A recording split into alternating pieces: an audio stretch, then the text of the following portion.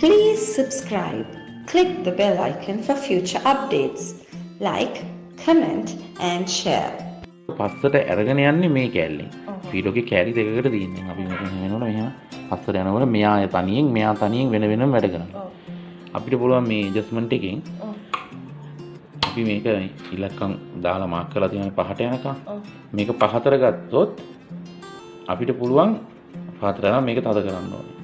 ඊට පස්සේ ඒක උස්සන්න පාත් කරන්න අපිට පුළුවන් මේකෙන් කරකවලා වශමාට තියාන මෙතනින් තද කරගන්නයි තියෙන්නේ.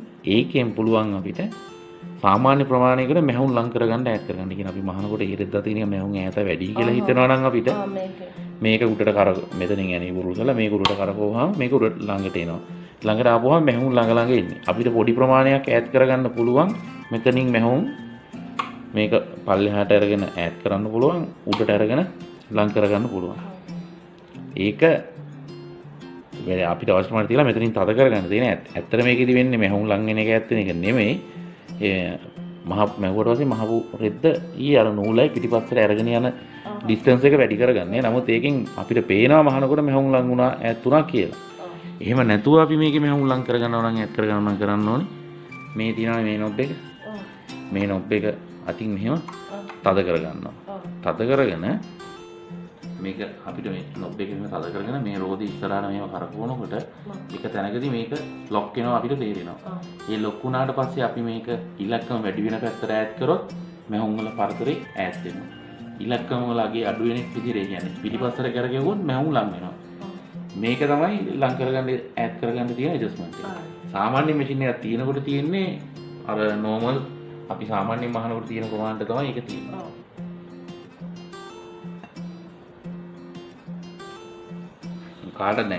කාට හරි ඕනේ නම් මේක දැන් අපි හිතමුකෝ අපිට හීනියට මහන්න අවශ්‍යයි කියලා.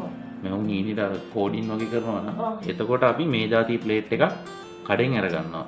අරගෙන මේ ආනතියම තියෙන විදිහට මෙතන මේ තියෙන තුඩ වගේ තියෙන තැන ඒ ආනතියම තියෙන විදිහට මේක ගාලා අපිට අවශ්‍ය ප්‍රමාණයට අඩු කරගන්නවා. අඩු කරගෙන අපිට හීනියට මහන්න අවශ්‍ය වෙලාවට මේ තියෙන මැෂින් එකේ සාමාන්‍ය ප්ලේට් එක අයින් කරලා මේ ගාගත්ත ප්ලේට් එක හයි කරනවා. හයි කරලා ටෙන්ෂන් වලින් ටෙන්ෂන් හදා ගන්නවා. නූල් විතර බුරුල්නේ පොඩි කරපු හින්දා. එතකොට ඒ ප්‍රමාණයට අපිට අවශ්‍ය විදිහට අර නීට් එකේ විදිහට ලූපර් දෙකේ උඩ ලූපරේ යට ලූපරේ නූල තද කරගන්න පුළුවන්. එතකොට අපිට හීනියට මහන්න පුළුවන්. ඒ කරන වෙලාවට තමයි අර මං ඉස්සෙල්ලා කිව්ව විදිහට ලං කරන්න ඈත් කරන්න ඕන වෙන්නේ. එතකොට කෝඩ් එක ගහනවා ලං කරන්න ඕනේ. ඒ ලං කරන වැඩේ කරගන්න පුළුවන්. මේක ගාලා තව එකක් ළඟ තියාගත්තාම අවශ්‍ය වෙලාවට මේ ප්ලේට් එක දාගත්ත මැහුම් එතකොට මෙතනින් ලං කරන්න අවශ්‍ය වෙන්නේ නැහැ. අර අනිත් ඇඩ්ජස්ට්මන්ට් එක ලං කරගත්තත් ඇති. ඒ ලං කරගෙන මේ නීට් එක හදාගෙන මහන්න පුළුවන්.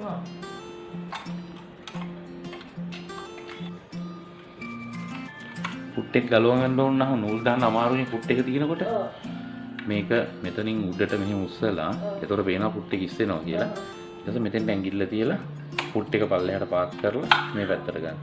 ආයේ දානකොටත් මේක උඩට ඔමනි තියෙන්නේ. දාන්න බෑ අපිට මේ. පුට් එක උඩට උස්සලා ඊට පස්සේ මේ පැත්තට දාලා මේක අතාරින්න. පුට් එකේ ප්‍රෙෂර් එක අපිට වෙදි පිටිපස්සට යනවා මදි වගේ නම් තල්ලු වෙනවා මදි වගේ කියලා හිතුනොත් මේ නට් එකෙන් පාල්ට තද කරලා ප්‍රෙෂර් එක වැඩි කරගන්න පුළුවන්. වැඩි නම් අනිත් පැත්තට කරකවුවාම අඩු වෙනවා.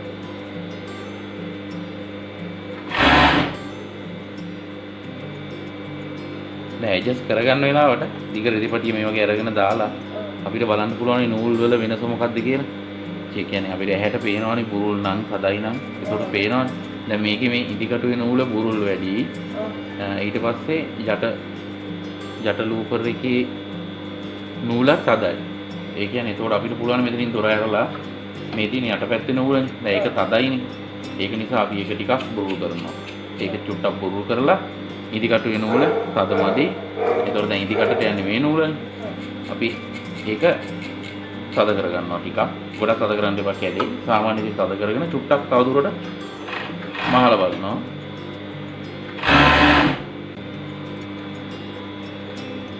එහෙම කරලා ඊට පස්සේ දැන් ඔන්න ටිකක් හරි ගියා. ඉදිකටුවේ නූල තද වුණා. දැන් යට නූල තවත් පොඩ්ඩක් තදයි වගේ.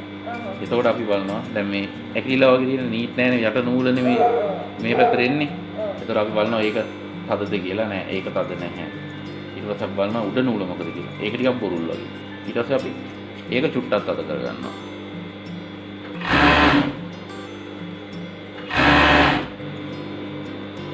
දැන් උඩ පැත්ත හොඳටම තියෙනවා. යට පැත්තෙන් තමයි තියෙනවා. දැන් ඒක හරි කියලා. ඒ හරි ගියේ එතන මේකේ පොඩි බුරුලක් තිබ්බා. තවදුරටත් බලනවා. දැන් මේක තද එකක් නිසා මෙහෙම සින්දු රෙද්දකදී තවත් සමහරක් කර මේක වෙනස් වෙන්න පුළුවන්. දැන් බලපුවම ඇහැර පොඩ්ඩක් පේනවා මේක නිකන් තදයි වගේ යට එක. අපි ඒක තව චුට්ටක් බුරු කරලා මේක චුට්ටක් තද කරනවා උඩ එක.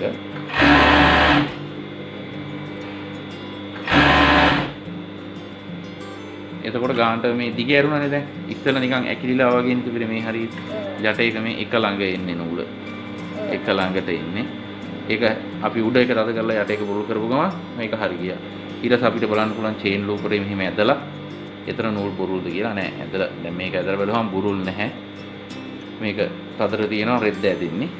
එතකොට යට චේන් එකේ නූල ටික බුරුල්ලා කියන තදයි වගේ නම් අපිට මේ කළු පාට මේ ඇඩ්ජස්ට්මන්ට් එකකින් පුළුවන් ටෙන්ෂන් එකකින් තද කරගන්න. ඉදිකටුවේ නූල චේන් එකේ වැඩි තද කරොත් ඉක්මනින් කැඩෙන්න බලනවා. ඉදිකටුවේ නූල් තද කරනකොට පරිස්සමෙන් කරන්න ඕනේ.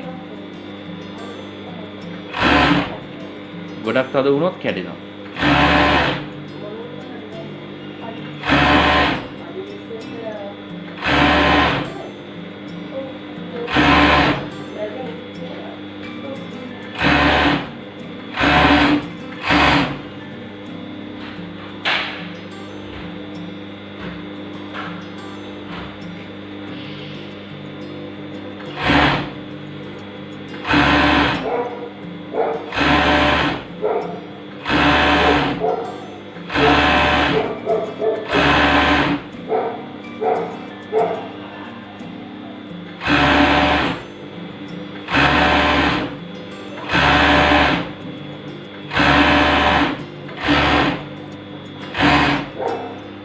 මහල ඉවරලා නූල කපා ගන්නකොට මෙහෙම ඇදලා ළඟින්ම කපන්න එපා.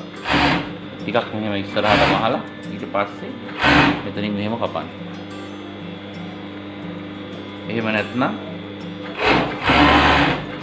මහල ඉවර වෙලා ඊට ඇදලා කපන්න නැතුව මෙතන තියෙනවා මේ ටිමර් එක.